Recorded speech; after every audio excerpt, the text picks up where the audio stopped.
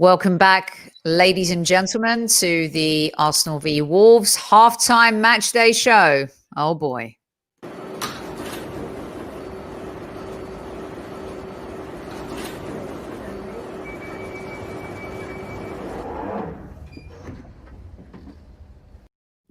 Super Kev and I are back. Super Kev, I'm going to start here because we've been going back in our WhatsApp group about the concussion protocol. David Luiz can't header a ball, Casey. He shouldn't be on the pitch. It's not a matter of who saw him and who took care of him and everything that goes with what concussion protocol should be. But clearly, he's not the same. It's kind of shameful, really, on our coaching staff to allow him to still be on the pitch. Why is it when he wants to play? Say that again? Why is it shameful when he wants to play? He can't. Well, he shouldn't be making the decision, Casey. Come on. Well, I've been there. I know what it is. I'm not. If you couldn't continue, he wouldn't be on the pitch. So, no, but it's not up to him, is it? Well, he's got a say in it. Of course he has. No, he shouldn't have a say in it. No, in the NFL, players don't have a say in it. They go into the tent if the doctors see. If they pass a concussion protocol, they can continue.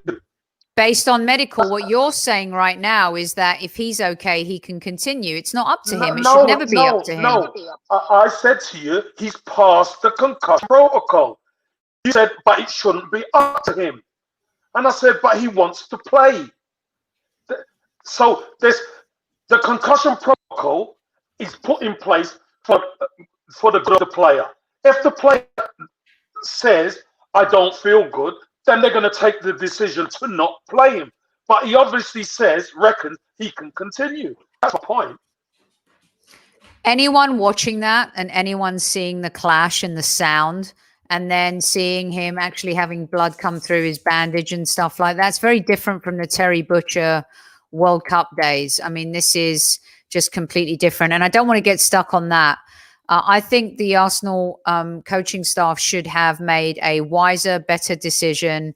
I don't think that he should be playing. But let's talk about the reality of where we're losing this game. Thomas Partey needs to come back like ASAP. If we felt like we've been missing this player for 10 years, he's been gone for 2 games and we're completely lost. Not that we were super great with him in most of the games, Casey, but he does make a difference to the midfield. Feels like we're being run over in midfield, and that's where the play is being spread, and then it goes out to the Wolves players on the flanks, and before you know it, we've lost complete control in the final third of the pitch. Sophie, I said to you before the game, you asked me about systems and all this, and I told you it's not about system. It's about when you have the ball and when you don't have the ball. If we are not going to run and fight and scrap when we don't have the ball, I said to you before, we're going to be in big trouble. And Wolves, it could have been more, if we're honest. It could have been more. So I'm telling you now, we don't have the energy in the midfield. We're too slow in the midfield. We need some energy. We need people to get tight. We need people who can run. There's a massive difference with people who just play the position and people who run.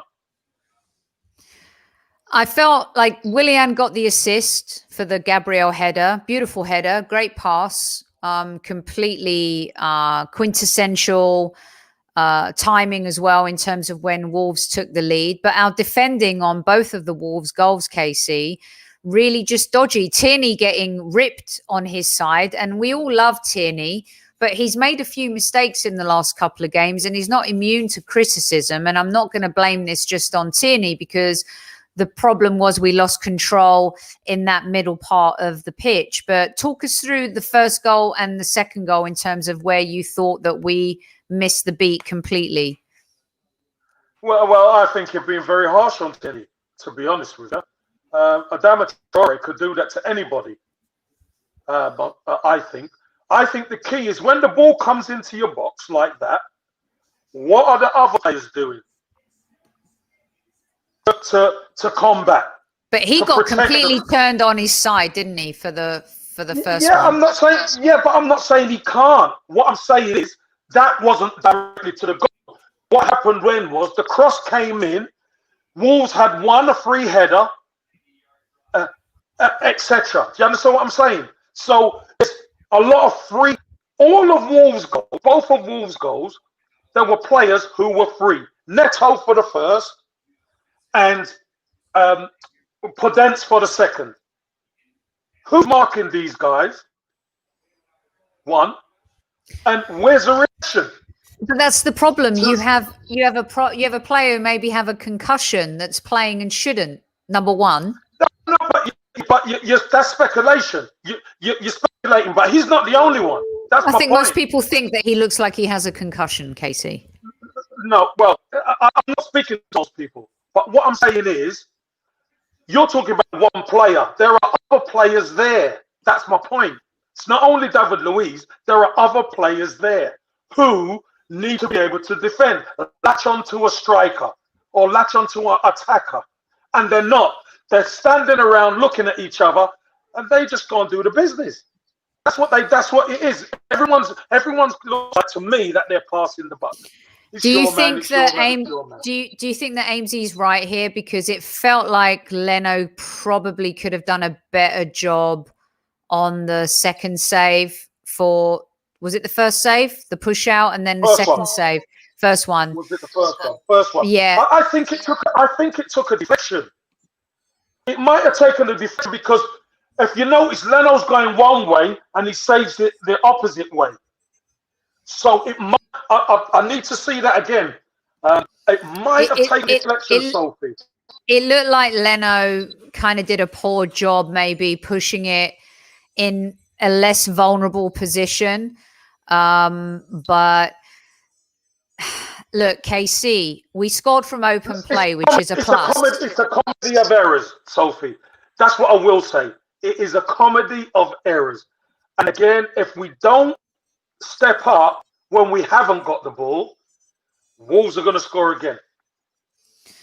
And they definitely will. And they look like they're a threat every single time they go forward. And I think the problem for us, Casey, is that we don't look like we're a threat going forward at all. And people are getting what they wanted. They've got Aubameyang down the middle. You know, they've got the maybe, you know, Willian's playing. But I don't think you can blame Willian today. I don't think he's playing poorly. I think he's done all right. It's the midfield. In the midfield, we've got zero control, zero penetration, zero ball retention. And what you were saying beforehand, and one of the things you've always been critical of Arsenal of late is how good are we off the ball? Some of the best teams that we see today, it's what players like Firmino do off the ball. This is why Arsenal fans, let me tell you something. And KC, tell me if you think I'm wrong. This is why you don't appreciate Lacazette, okay? Because he may not score the goals you want, but what he does off the ball is so important to this team. What changes are you making at halftime, Casey? Well, I'm not sure what changes we can make right now. Because, listen, I just think the boys need to step it up. Look, here's what we do know, Sophie. Xhaka and Ceballos ain't outrunning anybody in the middle of the pitch. But what we've got to do, we've got to get Saka and Willian higher up the pitch in order to help and create some things for Aubameyang. That's essential. We need to do that because if we leave Aubameyang isolated up top, we're fighting a losing battle. We're not gonna come back into the game. But if we can get a bit further up our wide players a bit further up the pitch and get them good ball, then we could create. I mean, I've been screaming for this guy to get a chance. He's just like in these games that, you know, it's okay playing farmers and donkeys in, I say that with respect, in the Europa League. I'm sorry, that's a bit harsh. I take that back. donkeys in the Europa League. No, wait, substitute donkeys for farmers, Casey. But Willock, you can't. You keep asking for these young players. I've been arguing with my cousin George about it on WhatsApp the whole half too, because I want to support these young players. But he just hasn't pulled it together. He's given nothing today. Is that harsh? No, it's not harsh. It is the reality, Sophie. Everybody thinks, oh, put the kids in. They are not good enough yet. That's just the bottom line. They are not good enough yet. That's just the truth. Willock he's learning his trade. He's learning his trade. Okay? Now, giving him a spot in the Europa League is one thing. But being an influence in the Premier League, the top league, is a lot different. It is a lot different. It's definitely a lot different. It looks like Rob Holding is coming on for David Luiz, which I think everyone is going to be happy about. I don't see any other changes. If you guys do, just hit us up. This is our first halftime show. We're loving it. We're enjoying it. We may not be enjoying the result right now, but hopefully, Casey, your prediction was what at the beginning of the show? I said 2-1, and it's gone the other way.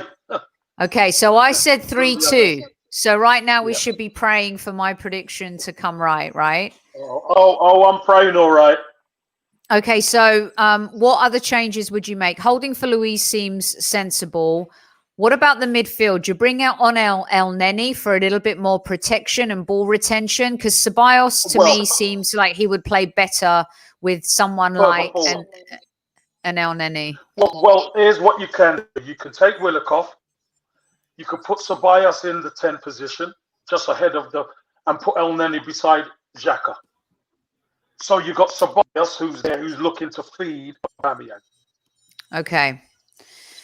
All right. So let's see what happens in this second half, Casey. What do you predict if you're now looking at it from this point of view? Before the game, we always like to talk about what we think is going to happen. But how do you see this rolling out? There's only one result here, and that's a win. If we don't win, the sky's going to fall. And as you well know, the Wolves will come out for Arteta. Yeah, but look, the Wolves will come. The Wolves are out anyway, Sophie. I'm not all that Wolves that don't worry me because they're already out, right? Okay. But the key for me is this team have to step up now and adjust and see if they can. All right, guys, we'll be back at the end of the game. Stay tuned. Let's hope for an Arsenal comeback here in the second half. Let's make this 3-2 and make my prediction correct. Lovely. God, you got us. Let's go.